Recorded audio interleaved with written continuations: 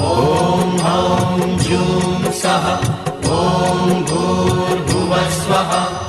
ॐ त्र्यम्बकं यजामहे सुगन्धिं पुष्टिवर्धनम् उर्वारुकमिव बन्धनान् मृत्योर्मुक्षीयमामृतात्।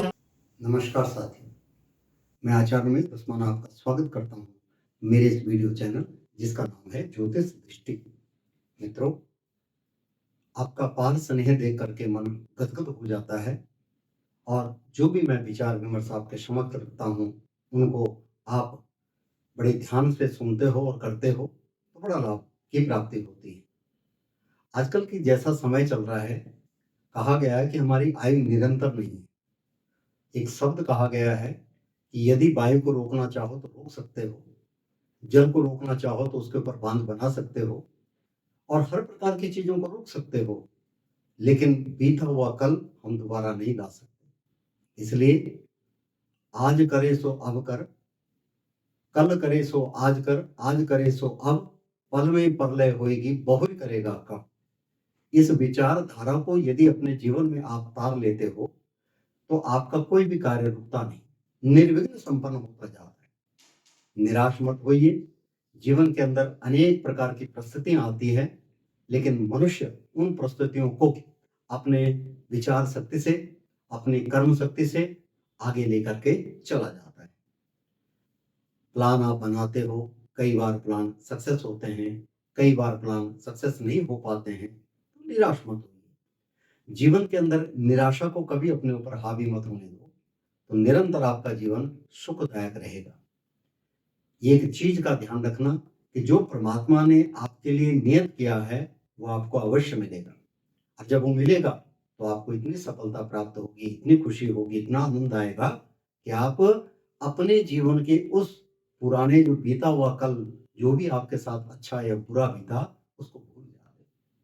मित्रों, जीवन के अंदर एक सत्य ये भी है कि जो कुछ आप कर्म करते हो उन कर्मों का फल आपको निश्चित ही मिलता है। कहते हैं ना, मुट्ठी बांध के आया है हाथ पसारे जाएगा।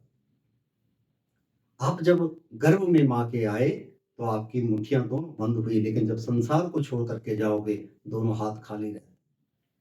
कर्मों की एक खेती है, इस खेती को आप सुखदायक करोगे तो जाने के बाद भी लोग आपको याद रखेंगे। आइए साप्ताहिक फलादेश में चलते हैं मेष राशि वालों के साथ में। सबसे उत्तम कार्य है मेष राशि वालों के लिए, बड़ा अच्छा समय है।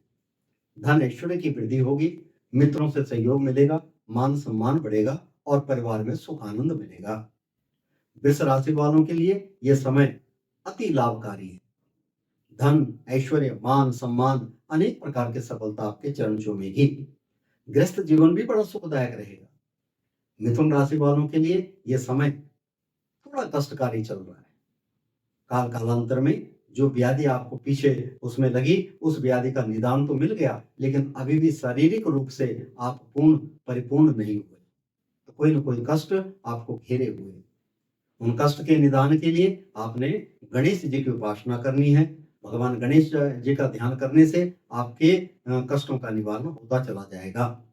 कर्क राशि वालों के लिए समय अच्छा है। धनेश्वर की वृद्धि होगी, मान सम्मान बढ़ेगा, मित्रों से सहयोग मिलेगा, परिवार में सुख आनंद मिलेगा और वाहन सुख भी प्राप्ति होने की पूर्ण आशा है। सिंह राशि वालों के लिए समय थोड़ा सा परेशानी कारक है। इस समय उत्तेजना को ध्यान में रखें, उत्तेजना को मत कीजिए। उत्तेजित होने से कार्य बिगड़ सकते हैं। क्रोध पर संयम रखें, क्योंकि यह समय थोड़ा सा आपने कोई गलत बात कह दी और उसी बात को लेकर के आपके प्रति विमुख होते चले जाएंगे। इसलिए वाणी पर संयम रखें। कहते भी है ना कि मीठी वाणी बोलिए मन का आपा कोई, और उनका मन शीतल करे आप शीतल हो। कन्या राशि वालों के लिए समय अच्छा है।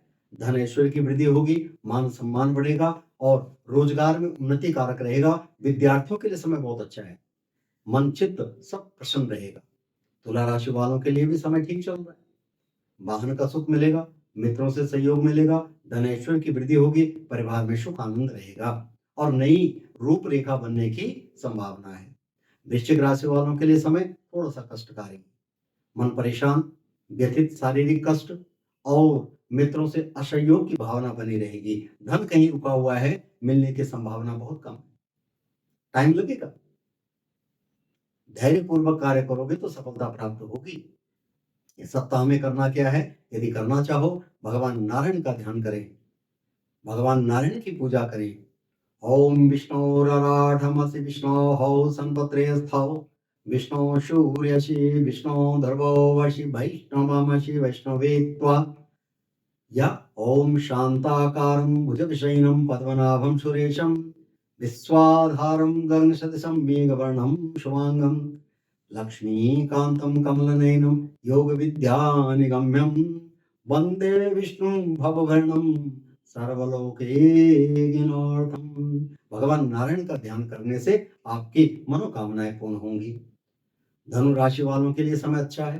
धन ऐश्वर्य मान सम्मान बढ़ेगा, वाहन सुख प्राप्त होगा, मित्रों से पूर्ण सहयोग मिलेगा और नए कारोबार की रूप रचना रेखा बनती चली जाएगी। धनु के बाद मकर राशि वालों के लिए समय बहुत अच्छा है। धन ऐश्वर्य की वृद्धि होगी, मान सम्मान में वृद्धि होगी, परिवार में सुख आनंद मिलेगा और जो रुका हुआ कार्य है वह संपन्न होता चला जाएगा। मकर के बाद कुंभ राशि वालों के लिए समय बहुत उत्तम है। धन ऐश्वर्य की वृद्धि होगी, मान सम्मान और अनेक प्रकार की सफलता आपके चरण चूमेगी, मित्रों से पूर्ण सहयोग मिलेगा। कुंभ के बाद मीन राशि पे चलते हैं। मीन राशि वालों के लिए समय थोड़ा सा कष्टकारी है, थोड़ा मन चित्त परेशान हो सकता है, भाग दौड़ हो सकती है, लेकिन परिवार में सुख आनंद मिलेगा, ऐश्वर्य वृद्धि कारक होगा और सुखद माहौल बना रहेगा। अनेक प्रकार से सफलता आपके चरण चूमेगी, मित्रों से पूर्ण सहयोग मिलेगा। नई नई विचारधारा आपके मन में आएगी, उन विचारधारा की रूपरेखा आपके जीवन के अंदर बनती चली जाएगी, जिससे आपको सफलता प्राप्त होती रहेगी। मित्रों, ये तो था 12 राशियों का राशिफल। इन 12 राशियों को इनके अंतर्गत क्या करना चाहिए इस सप्ताह में यदि आप करना चाहते हो, तो जहां पर भी आप रहते हो, पक्षियों के लिए जल का व्यवस्था करें। अपने छत पे एक बड़े से मटके में या उसमें जो चौड़ा सा होता है जिससे पक्षी पानी पी सकें, पक्षियों के लिए दाने की व्यवस्था करें और जल जीव जितने होते हैं उनके लिए आप कुछ जौ के आटे की गोलियां बना करके डालें। गौ माता की सेवा करें, बड़ी सफलता प्राप्त होगी। सबसे बड़ी चीज है अपने माता पिता की सेवा करें। जो आपके घर में वृद्ध हैं उनकी सेवा करें, उनका मान सम्मान करें। कहते हैं ना, प्रात काल उठ के रघुनाथा, माता पिता गुरु ना महिमा था। प्रातः काल भगवान राम, जिसको हम रामचरितमानस के अंतर्गत कहा गया है, राम हमारे प्रेरणा के स्रोत हैं, राम हमारे जीवन में रमे हुए हैं और राम हर जीव के अंदर, हर चल अचल संपत्ति के अंदर जुड़े हुए हैं। उन राम की जब महिमा आप सुनते हो, वो यही कहते हैं कि प्रातः काल उठ के रघुनाथा, माता पिता के चरण कमलों के, गुरुजनों की पूजा करके, प्रणाम करके तब कार्य करते हैं। उनसे क्या होता है? आयु विद्या यशो बलम, आयु बढ़ती है, यश बढ़ता है, विद्या बढ़ती है, बल बढ़ता है, तेज बढ़ता है, मित्रों से सहयोग मिलता है, संसार के अंदर जीने की एक प्रेरणा मिलती है, एक कला मिलती है। इन्हीं विचारों के साथ, इन्हीं शब्दों के साथ मैं अपनी वाणी को विराम देता हूँ। नए विचारों के साथ आपके समक्ष आऊंगा। तब तक के लिए नमस्कार।